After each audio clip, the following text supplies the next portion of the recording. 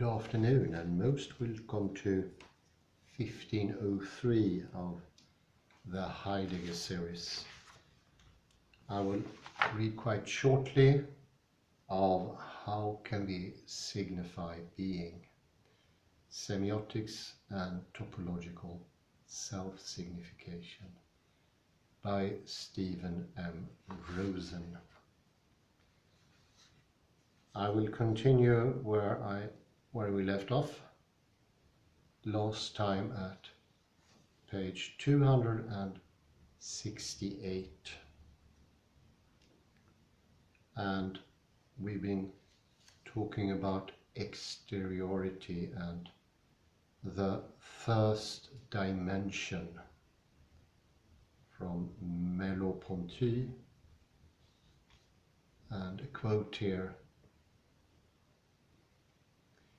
"Depth, thus understood, is rather the experience of the reversibility of dimensions of a global locality. Everything in the same place at the same time. A locality from which height, width and depth are abstracted."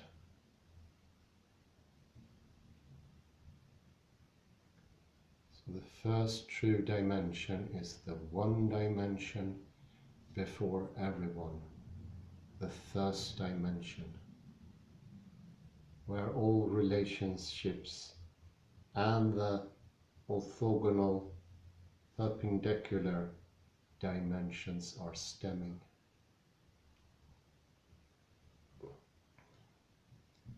A sort of a mother of it all.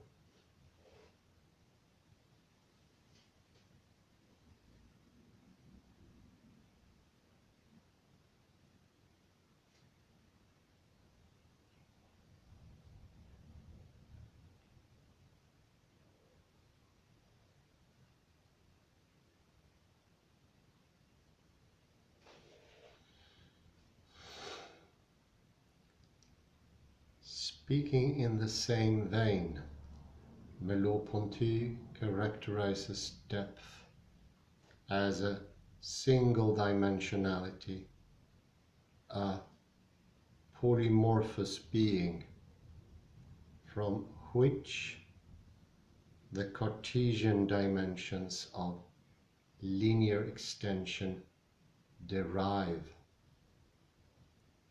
and which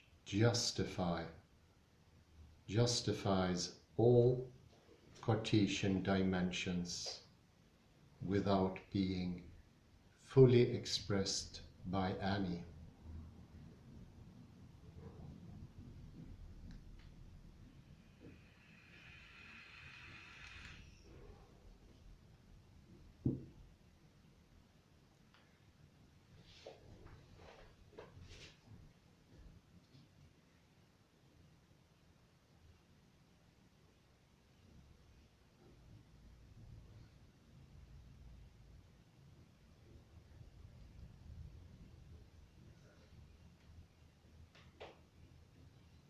The dimension of depth is both natal space and matrix of every other existing space.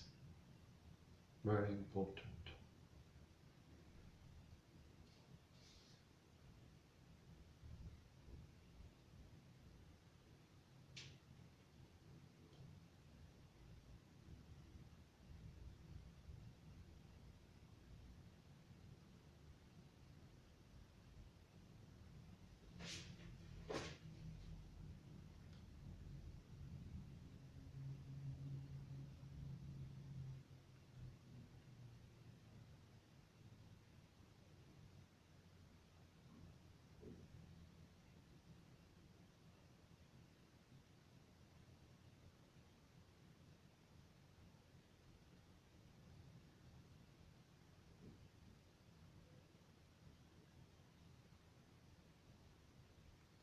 Merleau-Ponty goes on to observe that primal dimensionality must be understood as self-containing.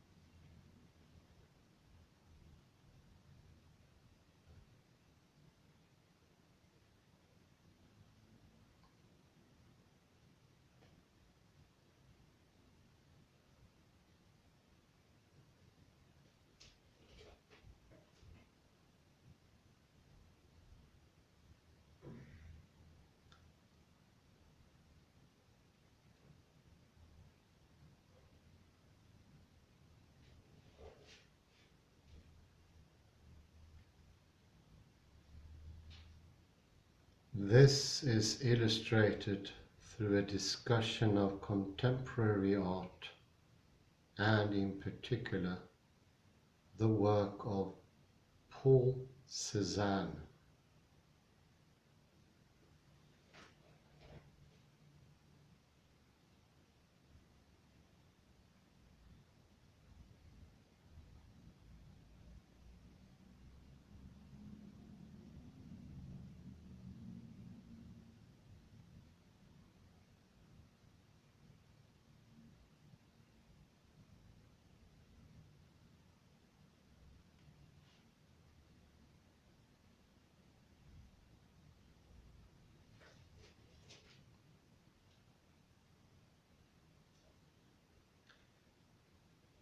Cézanne knows already what Cubism will repeat, that the external form, the envelope, is secondary and derived,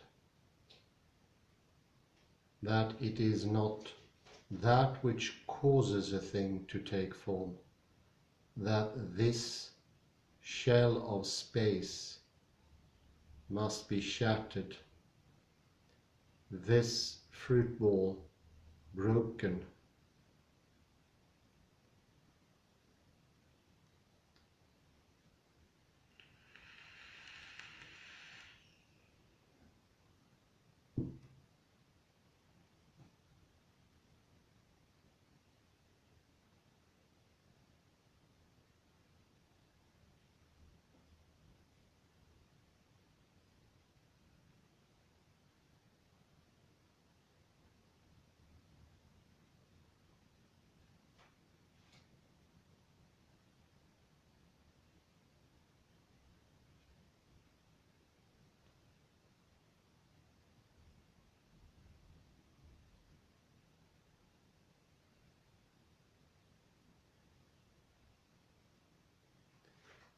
In breaking the shell, one disrupts the classical representation of objects in space.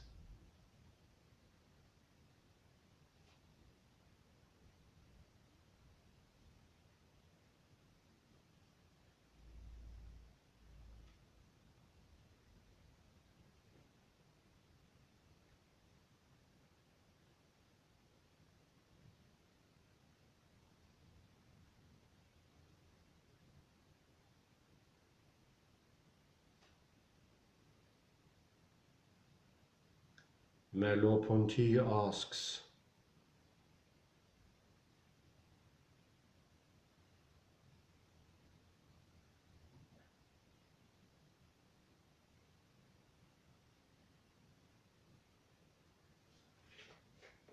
what is there to paint then?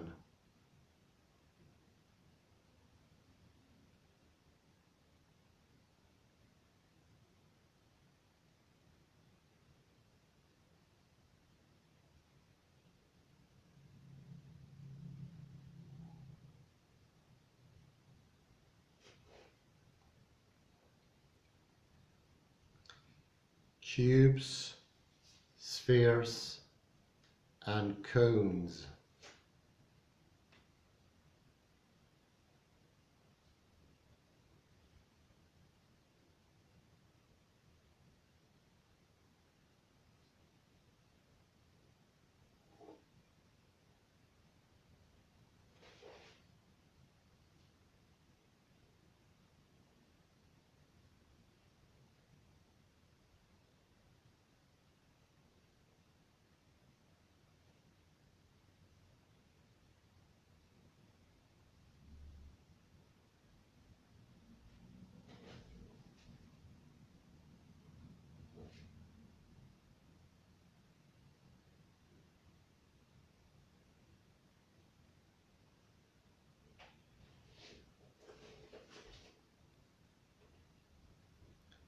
Pure forms which have the solidity of what could be defined by an internal law of construction.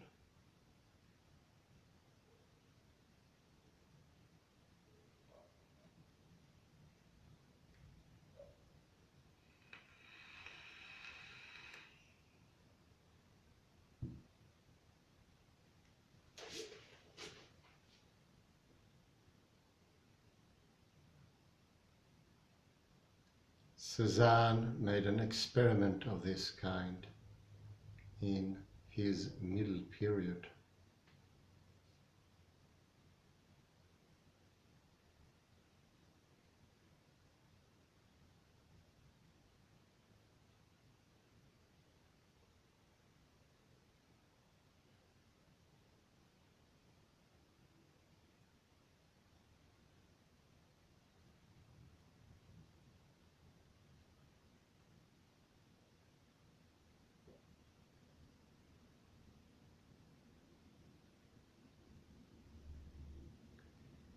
He opted for the solid, for space, and came to find that inside this space, a box or container too large for them, the things began to move, color against color.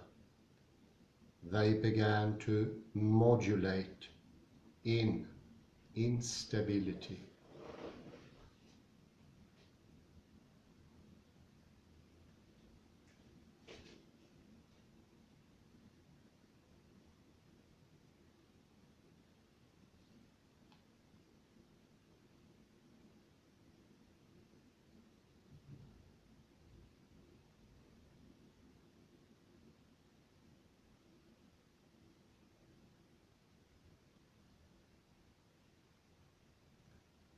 Thus, we must seek space and its content as together.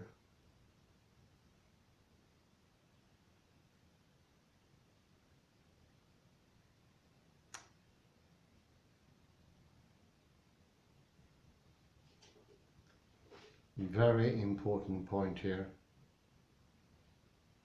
Space and its content is together.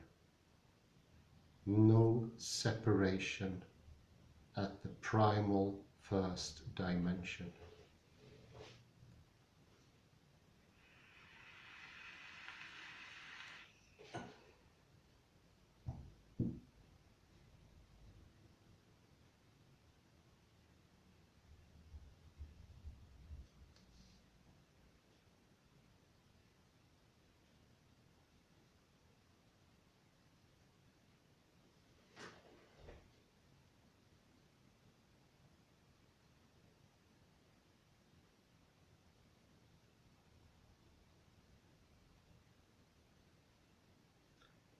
The work of Cézanne is Merleau-Ponty's primary example of the exploration of depth as originary dimension.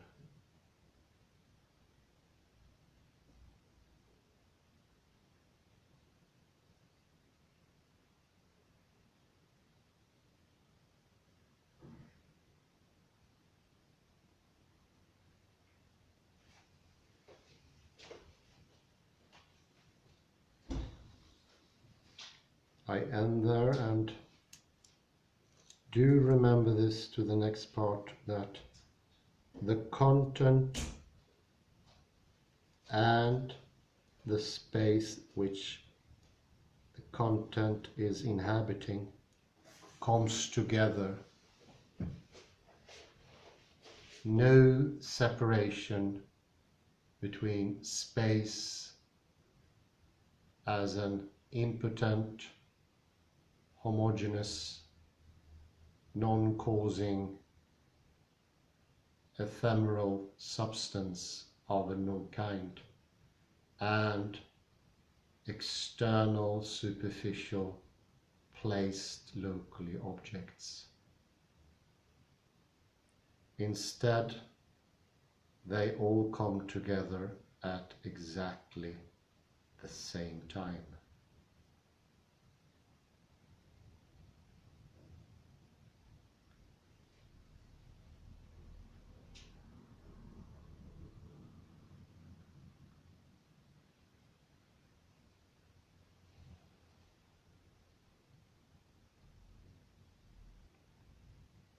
I say thank you very much for your patience, and have a very pleasant afternoon or night. Bye bye.